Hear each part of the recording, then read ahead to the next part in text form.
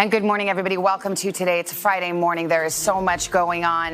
It's a lot to wake up to. It's extraordinary. The president and first lady have announced that they have both tested positive for the coronavirus. It was a dizzying few hours. It started with word that Hope Hicks, who is one of the president's closest advisors, had contracted the virus. And she has been traveling a lot with the president this week. She flew on Air Force One to and from Tuesday's debate. Again, on Wednesday, she boarded Marine One, that's the president's helicopter, with the president's inner circle to attend a rally in Minnesota. And it is after that event when Hicks apparently began to show symptoms and isolated herself. And then at 10:44 last night, the president tweeted that he and his wife were awaiting test results and beginning the quarantine process. And then 2 hours later, there was another tweet from the president, and it revealed this: their tests were positive. We've also heard from the president's physician overnight. He says Mr. Trump and the first lady are both resting, but well, in his words, and he expects the president to continue carrying out his duties without disruption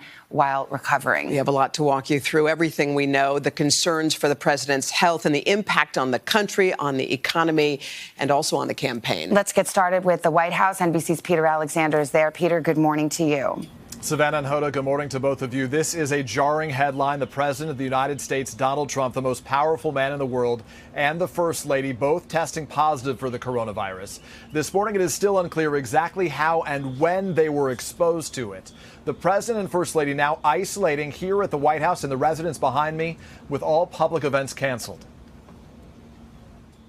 In an extraordinary and stunning announcement overnight, President Trump delivering his own diagnosis on Twitter.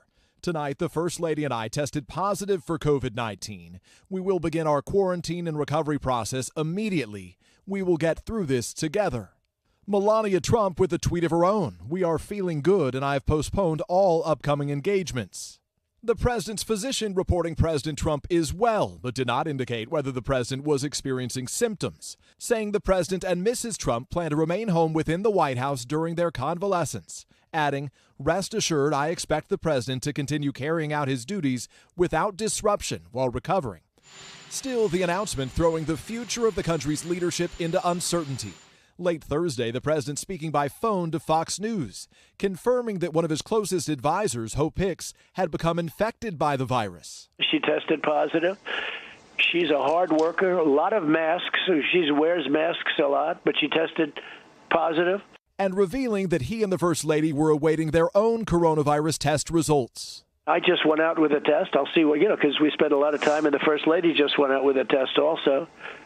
So whether we quarantine or whether we have it, I don't know. Hicks is regularly in close contact with the president, seen here without a mask at his Pennsylvania rally last Saturday. Flying on Air Force One to Tuesday's debate in Cleveland, again no mask. And on Wednesday, traveling with the president to a rally in Minnesota. A source telling NBC News Hicks tested negative the morning of the Minnesota trip, but began showing minor symptoms that evening. She was quarantined on Air Force One for the return flight to Washington.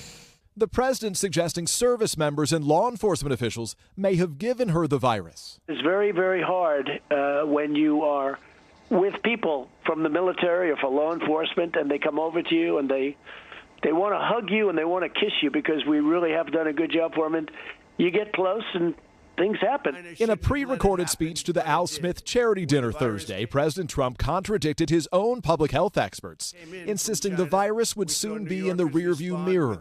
The end of the pandemic is in sight. The president, who's been reluctant to embrace social distancing and masks, at the debate just days earlier, saying this. Look, I have a mask right here. I put a mask on, when I think I need it.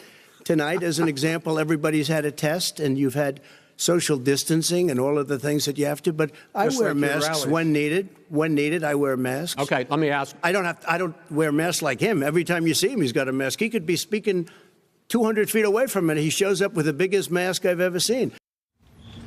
Overnight, we heard from the Vice President, Mike Pence. The last time we know that he and President Trump were together was this past Tuesday, 48 hours before the president tested positive. The two were in the Oval Office together. The Vice President and his wife on Twitter sending their love and prayers to the president and first lady. Savannah and Hoda? Peter, let's talk about the testing because there is frequent testing at the White House for anybody who is around the president, and presumably that took place this week. Hope Hicks reportedly had a negative test Tuesday and Wednesday, but then positive on Thursday. How would this have shaken out? Well, you're right. So we are told that all senior staff, those who are with the president most frequently, that they are tested every day, as well as guests who are going to be in close contact with him for an event or whatever other meetings he may be hosting. At this point, we do not know whether any other staffers besides Hope Hicks are currently infected right now. As for the president's day-to-day, the only remaining item on his schedule, according to the White House, is a phone call on COVID-19 support to vulnerable seniors. Savannah and Hoda. All right, Peter, thank you. There's a lot to unpack there. There's a medical story. There's a politics story. There's a national security story.